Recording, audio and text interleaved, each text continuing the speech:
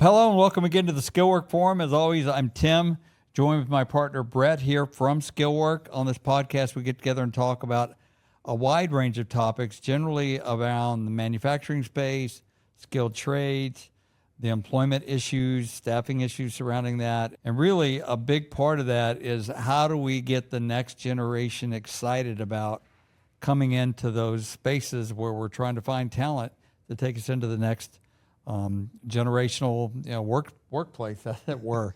So today, in that vein, we're really excited to have Dan Moline here with us.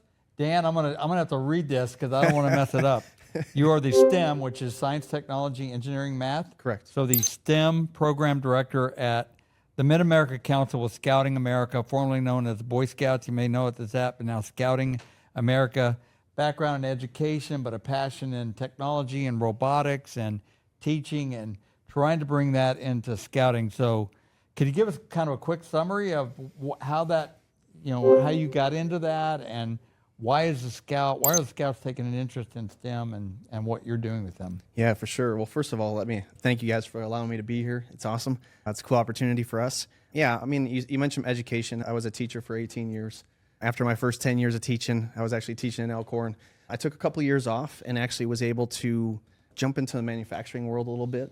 I worked for a company out of Blair called Fremont Machine, and we provided manufacturing equipment, automation equipment for manufacturers. So I had taught robotics a little bit in Elkhorn, and so it was a cool transition, and I got to see the other side of it. I got to go into these manufacturing facilities and kind of see what the application actually looks like. Wow, that's cool. So it was awesome. I got to travel the country and do a bunch of cool things. So when I went back to teaching and kept on doing robotics, I really had an ambition for maybe my new goal in life was to actually excite kids about trades and STEM education and hands-on education and find a way to reach the kids that are out there now. So I taught then for another 8 years. And in that time, I also was attending UNO, getting my master's in secondary education with an emphasis in STEM. And the opportunity knocked on my door with the Boy Scouts. They were looking for a STEM director. I wasn't really sure what that meant, so I went and interviewed for it. And we've kind of taken the program that they had and kind of jumped a little bit further. So I had this one question before I allow Brett. I know he's got a ton of things he wants to talk to you about, but were you a scout? Had you have a background in scouting? That's a great question. So I grew up outside Chicago, and we kind of moved around a little bit when I was a kid. I got up to a Weeblo. I really liked the outdoor aspect of scouting. I loved that. So even though I didn't continue in scouting past Weeblo, I did spend a ton of time out on the East Coast where I have an uncle who worked for NASA, and in his off times, he liked to hike the Appalachian Trail. So I probably hiked 1,000 miles of the Appalachian Trail. Wow. We've done some Continental Divide Trail. So I really like that outdoor aspect of it, and I always have. Always kind of regret a little bit not maybe pursuing it a little bit further. But it's obviously not a prerequisite because, the basis and the mission of the Scouts is to create students for future that have good morals and ethics. Yeah, and for sure. that's a key. So Yeah, I know. I've got a little bit of background on that. I don't know about you, Brett. I did. I actually made it all the way to Boy Scouts. I didn't. So Cub Scouts to Weeblos to Boy Scout. to Boy Scouts. I didn't. I'm not an Eagle Scout. I did earn a few badges, but my scouting career ended pretty early into my Boy Scouts. But I don't remember them offering any technology teaching. No, I don't remember that either. yeah. Unless you count building a fire and boiling water fast as part of it. Yeah. Exactly. So kind of along that line, Dan, obviously you're reaching out, you're working with youth in a very fast-paced, technology-addicted culture kind of a thing. And so, how are, as we just said, kind of the stereotype of scouting is probably a little more low-tech camping, doing, whittling something, and type of thing. But so how are you guys kind of emphasizing, obviously, this Mid-America Council, I don't know, you can maybe share that a little bit, is doing some things maybe a little bit more, reaching more out there more with the Invention Scouts and that type of thing? Yeah, so again, like I said, I joined the Invention Scouts in 2023, and the emphasis at that point was after school realm, especially gearing towards those kids, those high need students in Omaha, which there's a lot of. We've kind of taken it a step further. In 2024, we've actually got in schools as well. And so in my mind, the biggest thing that we can do is go and excite kids that are younger right? I think there's a huge gap, and maybe a lot of kids don't even realize what's going on in the manufacturing world and the tech world until they're in high school. And so if we can go in elementary classrooms and in the middle school classrooms, and we could just excite kids with the fact that hands-on education is a thing, and allow them to feel what they can feel and realize things that they didn't even know about themselves before by doing some of these activities, I think we can at least open that route for a pathway that leads to some trades and skilled positions out there. So, I mean, we touch on that just so much. So, yeah, we do after school, we do in school, we do shows, we go out to places like Elkhorn Days, and we go out to fairs. We were just at the Offutt Air Show for 3 days because they're trying to do a little bit of STEM emphasis. We're in the process of working with the Millard Public Schools because as they recently just relayed to the public that they're going to have 2 STEM-based schools. Yep. And so we're going to coordinate with them and try to see if we can't correspond and help that need. But I just don't, I think kids, especially younger kids, just don't know what they don't know. And in a fast-paced world, like you said, there's a lot of addiction. That word's thrown around. Like, they get immediate gratification. So the phone gives them immediate gratification. So there's not a lot of problem solving. One of the things I like best, someone might sit here in my position and say, I really love the light bulb moments when the kids just, I can see it go off. I like the frustration moments. I like the struggle. I like to watch a kid who's never had the struggle because of that technology struggle, and then help them proceed in a way that allows them to get that gratification. Because as we all know, right, like some of the best things you ever learn in life are things that you struggled through and had to figure it out on your own. Right. Yeah, I think a lot of times we think of STEM, and I'm assuming that most of our audience understands, STEM is that science, technology, engineering, math. So it's all encompassing, and we've been pushing our kids towards you need to get involved in STEM for probably a decade now, or maybe a little more. Even my grandkids, and I'm sure Brett's too, for pushing that with the idea that so that you can go and get an advanced degree in college and, Yeah. But the fact is, what is the relationship between STEM and you work at a company that emphasizes robotics? What is the connection between STEM and a career in the manufacturing world and the space that we live in every day? Yeah, so to give you an example, I had a student when I was working out west here, west of Elkhorn, teaching, and got him in middle school, and he just didn't know. He was a nerd amongst nerds. We always considered the robotics realm as a place where people were nerds. But I always told the kids, when we walk into these facilities, those people are going to be your bosses someday, right? So let's not pick on them, right? Yeah. But this kid was a nerd amongst that, right? And so he got into coding, and didn't realize that he would love it, and he loved it, and he became one of the best stories we ever had in that realm. And now he works for Mutual of Omaha and codes their website and does amazing things.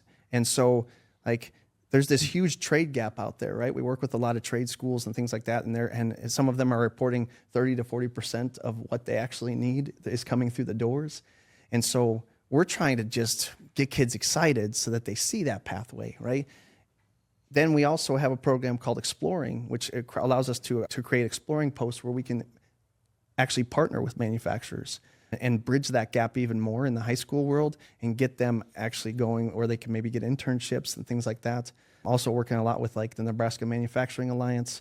I've done some things there, and we're trying to create a system where potentially even we correspond with manufacturers and help them, and they help us create curriculum, and they help fund us going into schools and teaching that curriculum sponsored by them.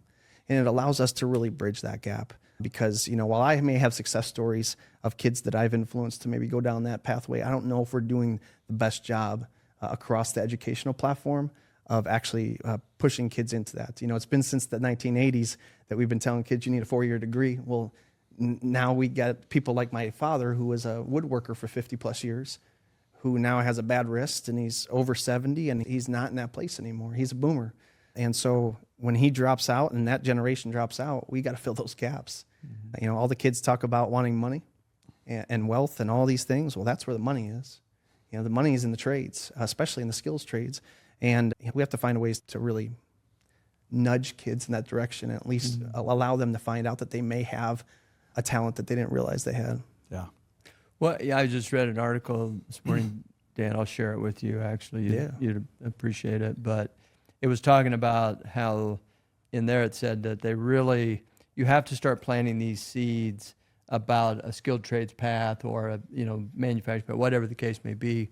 In this particular article, they were talking about robotics in the 4th, 5th, and 6th grade. They said that kids are starting to form their path that early, because if they're not introduced to it, it just never becomes comfortable to them, type of thing. And so it was talking about that. And so kind of in that, I mean, I'll let you brag a little bit. So how many kids, and obviously from this conversation, if you're not, in the Omaha area, Omaha and Elkhorn and those, Millard probably doesn't mean much to you, but that's all part of our, greater Omaha metro, system. And so, but how many kids were you guys able to kind of get in touch with or impact or get in front of, last year, this year, whatever you want to share?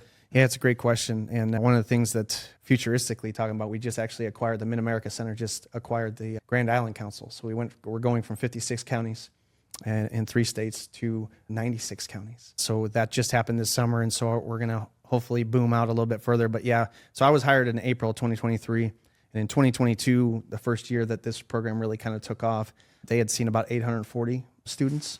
So in the second year, in 2023, I walked in and we had seen 30 students. By the end of 2023, we saw 4,200 students. Oh, wow. We added the in-school aspect to it this year, and officially yesterday, because we're in schools every day of the week right now, we eclipsed 2x of what we saw last year. So we're about 8,400 right now, and we anticipate that we will eclipse 10,000 this year. And I think it's Brett's point, the audience is from different parts of the country. Yeah. Fairly rural. Those counties you mentioned, I would say 80 plus would be Yes. considered very sparse and Yes. rural. So that number may not sound daunting, but for those counties that we're talking about, that's a big push. And I'm wondering, is that increased interest due to the fact that we're starting to turn the tide and getting kids to where they're open to those sort of things? Or is it just the marketing and drive and work you guys are doing to get it out there, or a combination? How do we get, the bigger question is, how do we get our culture to begin to embrace this idea that there are other avenues leveraging STEM to have a great career? Yeah, I wish I could give all the credit to ourselves in marketing, and that is definitely some of it. But we're just putting feet on the ground. To be honest with you, when I started in 2023, my task was to get a full slate of schools for the 2023-2024 school year. I was able to acquire that in 2 weeks, right?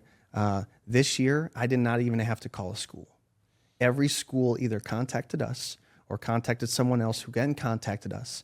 Right now, I have a waiting list of almost 20 schools that would like us to facilitate in their program, and that's not off of me calling.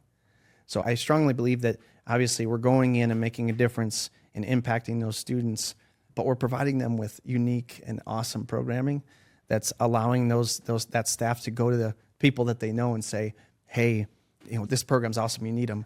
And I would say, as far as what's helping that, there's a high need. I mean, there's a high need all over the country, but especially in Nebraska here where we're at, there's a lot of manufacturing. That's a little known secret in Nebraska, that manufacturing is really high, and so we need to put kids in a position where they can do that. And again, every time we have a lesson, at the end of the lesson, we talk about the fact that there are jobs that correspond with these skills that we worked on today. Mm-hmm. So, hey, you guys learned this cool thing.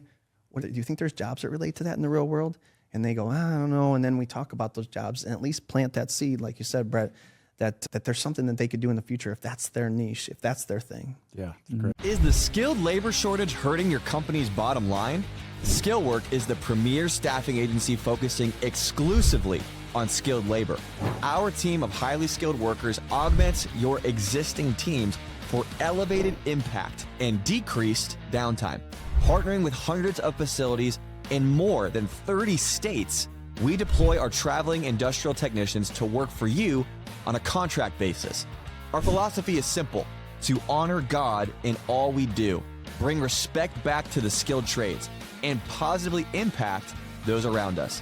For more information on how Skillwork can deliver the top labor talent you need, visit skillwork.com or call us at 402-447-705. I think there is, you guys know, I'm running for Elkhorn School Board, and, I always say, when I talk about the trades to people, when I'm knocking doors and talking to people type thing, I said it's not just a cool thing to say for me. I live it every day type of thing. But it is by far, we're running a series of videos, right now, and we tested all of them.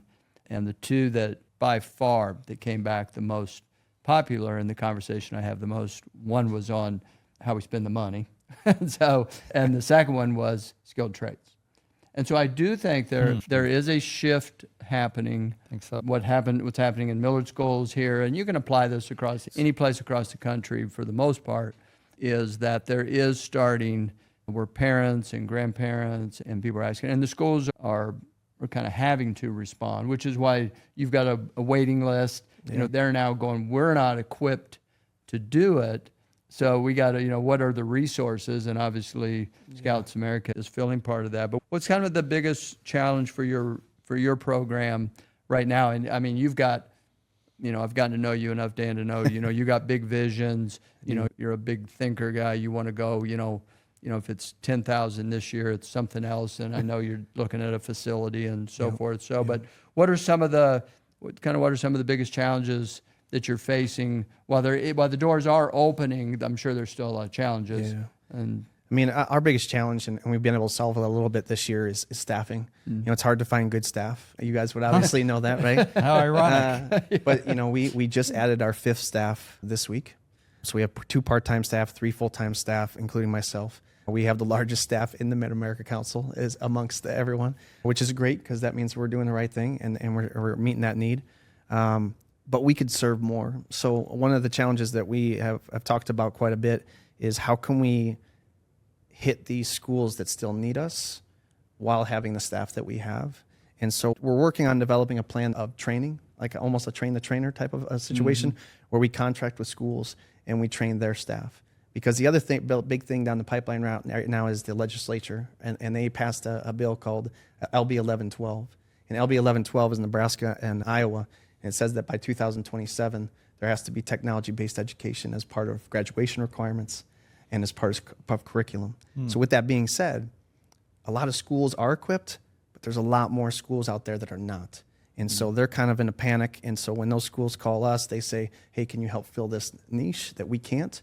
We'd like to hit them all, but we can't do that. So we're entertaining that contracting concept of how we can actually still give those schools training, resources, things like that. And that's kind of our biggest struggle right now is how do we do this without stretching ourselves too thin and still giving quality programming, right? Because I don't want to go in and do something halfway. If I'm going to do it, it's going to be fantastic. And that's what I tell my staff every day. If we're going to do it, we're going to do it the right way. that's really good. Yeah. Yeah. I mean, it makes sense. I mean, like you said, in order to scale, it may, either you're going to have a really big team or you're going to have to help teach the teachers or, at least a couple of them at each location. It sounds like a big objective. I was thinking about going into schools now have this mandate. The legislatures are mandating it. One thing that was in the schools when we were in school, almost every school had shop class. And shop class was called by different names, but they taught the students how to do stuff and use tools and use technology. And today a shop class will probably look a lot different. It'll be a lot of robotics and things like that. Do you see that? Is that something you guys are pushing to try to get those sort of things back into schools? Oh, for sure. I mean, the last school that I was in, we definitely had a shop, but it was underutilized and understaffed. So we did a lot of the more high-tech things in our world. We did CNC machines. We did laser cutters. We were on the way to buy a plasma cutter. We were trying to do some of these things where I don't necessarily know how to use them, but I'm also a leaper. My wife likes to tease me of that. I don't really care if I don't know how to do something. I'll get it and learn. And as long as I can learn and be ahead of the kids, then the kids can learn. And sometimes then they teach me, and we all learn together. But yeah, I mean, it should be in the schools, but it's just the other arts, that are out there. The musics, the theaters, the things that like my kids always really loved. They're getting axed as well, right? Because of budget cuts and things like that. And all those things help a student be well-rounded, because that's what our goal is, right? Get people in society that actually can contribute and do great things. Yeah, sorry. No, you're fine. So as Brett mentioned, he's getting involved running in school board, and the idea that, the schools primarily have turned into kind of the minor leagues for colleges, getting kids, to a point where they could get college entrance and get into colleges for, that being the end goal, rather than we're trying to train and equip students to be gainfully employed and be good citizens. So on that note, good citizens, we were both in scouting. I learned a lot of just bedrock principles as a scout that align with a lot of the values I have today and we have today in our company. So those out there that maybe have gotten a tainted view of the scouts, or maybe it's gotten, off their radar, what can companies out there do that are looking to try to give back to the organizations and invest in things like this? How do companies get involved in scouting? Yeah, I mean, that's a great point. And yeah, there is a little tainted view, even from when I hopped in 2023. But just like any other organization or any other entity out there, there's always going to be a few bad eggs that spoil the bunch, right? And I can say that being around it in the last year and a half, the goal is still the goal, right? The mission is still the mission. We're trying to reach students in a way that's non-traditional to help them form those morals and ethics and values that we really want them to have as adults. And that's a struggle these days in the adult world. I think you see that a lot. And so, people that want to get involved, we're the MAC, we're the Mid-America Center. They can get a hold of us. They obviously can make donations if they like programs that they like. We're a program, for instance, that runs on a budget, and most of our monies come from foundations and trusts, as well as individual donors. So it's completely ran by donations and charitable giving. Yeah, we do a lot of that. We have a big event at the end of this year on December 4th called the Big Gives Day. We actually have a pretty cool speaker. Of course, when we told the young people in the office, they did not think it, but we have Rudy Rudiger coming. Right? Oh, yeah. And actually, he appreciates when you chant that. So I'm going to be right on the bus chanting it, right? But, he has some ties to scouting, and he has some passion as well.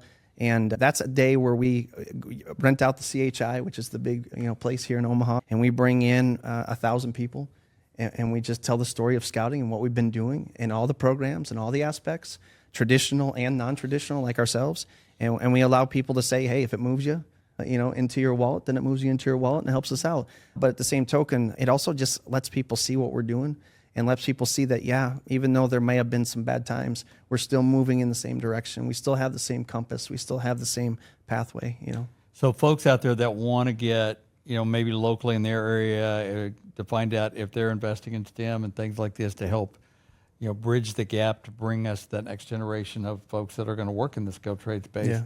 Just go to the scouting website. They can go to the Mid-America Council website. Mid-America Council, if you're here, that's obviously our area, but it's scouts across the country and across the globe. For sure. So we would encourage, to get involved, if not scouting, some other organizations looking to solve the problems of tomorrow and advance, good, ethical, moral, just traditional values. Yep.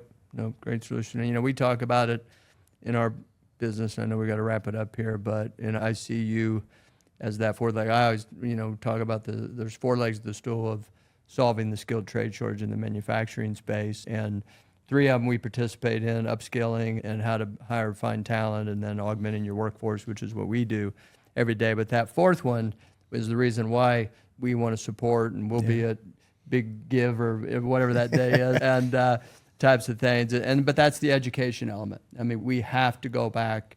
Literally, it just keeps getting younger. They used to say 7th, 8th grade. Now it's 4th, 5th, 6th. To educate these kids. That's the long play. But if you don't start it, when's the best time to plant a tree? Today. And exactly. So we got to get started. So great to have you on. Yeah, absolutely. Thanks for the passion and investing in the youth of our country and getting them excited and showing them how they can practically put that into play. So we really appreciate you being on board with us today. Any final word before we sign off today?